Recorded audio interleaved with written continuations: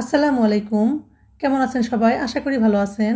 আমি আজ আপনাদের সাথে শেয়ার করব বগুড়ার ঐতিহ্যবাহী গরুর মাংসের আলুঘাটি। তো প্রথমে এখানে আমি 1 কেজি হাড় চর্বি সহ গরুর মাংস পরিষ্কার করে ধুয়ে নিয়েছি।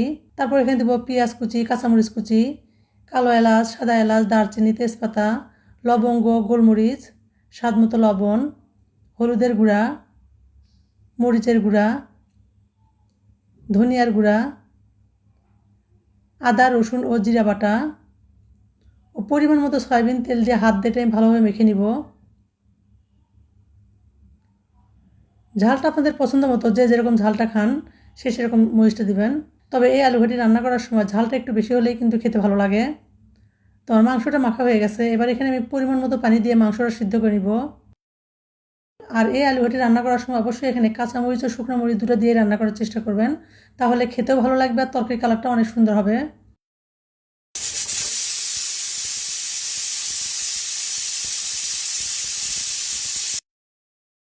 তো মাংসটা আমার অর্ধেকটা সিদ্ধ হয়ে গেছে। এবার আমি প্রেশার কুকারের ঢাকনাটা খুলে মাংসটা ভালোভাবে কষিয়ে নিব। তো বেশ কয়েকবার ঢাকা দিয়ে মাংসটা আমি কষিয়ে নিব। তো মাংসটা যখন কষানো হয়ে যাবে তখন আমি এখানে দিয়ে দেবো সিদ্ধ করা আলু। এখানে আমি আগে থেকে আলু সিদ্ধ করে খোসা ছাড়িয়ে আধা ভাঙা করে নিয়েছি। আলুটা দিয়ে মাংসের সঙ্গে ভালোভাবে কষিয়ে নিব। আর অবশ্যই কিন্তু এখানে মাংসের সঙ্গে আলুটা ভালোভাবে কষাতে হবে।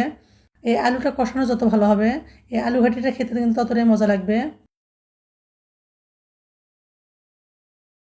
তো বেশ খানিকক্ষণ আমি এই আলুটা মাংসের সঙ্গে কষিয়ে নিব। তো যখন কষানো হয়ে যাবে তখন আমি এখানে দিয়ে দেবো গরম পানি। আর অবশ্যই এখানে ঝোলের জন্য গরম পানিটা দেওয়ার চেষ্টা করবেন। তো গরম পানিটা দিয়ে কিছুক্ষণ আমি এটা রান্না করে নিব। আর এই আলু ঘাটিটা রান্না করার সময় অবশ্যই এখানে চর্বিযুক্ত মাংস নেওয়ার চেষ্টা করবেন, তাহলে কিন্তু এই আলু ঘাটিটা খেতে অনেক মজা লাগবে। এরপর একটা পাতিলে আমি পরিমাণ মতো সয়াবিন তেল দিয়ে দিব।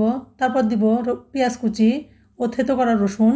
আর এখানে অবশ্যই রসুনটা থেতো করে দেওয়ার চেষ্টা করবেন। পেঁয়াজ ও রসুনটা যখন এরকম সোনালি রং হয়ে আসবে তখন আমি এখানে দিয়ে দেবো আস্ত জিরা।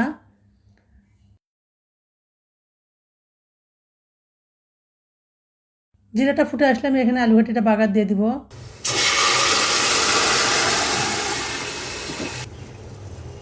এরপর আমি এখানে সবশেষে দিয়ে দেবো ভাজা জিরার গুঁড়া।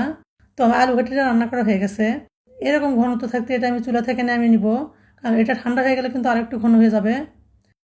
তো দেখে হয়তো বুঝতেছেন কতটা সুন্দর ও লোভনীয় হয়েছে। যারা এভাবে রান্না করে খেয়েছেন তারা তো অবশ্যই জানেন কতটা মজা হয়। আর যারা খাননি তারা একবার হলে এভাবে রান্না করে দেখবেন, আশা করি অনেক ভালো লাগবে। আল্লাহ হাফেজ।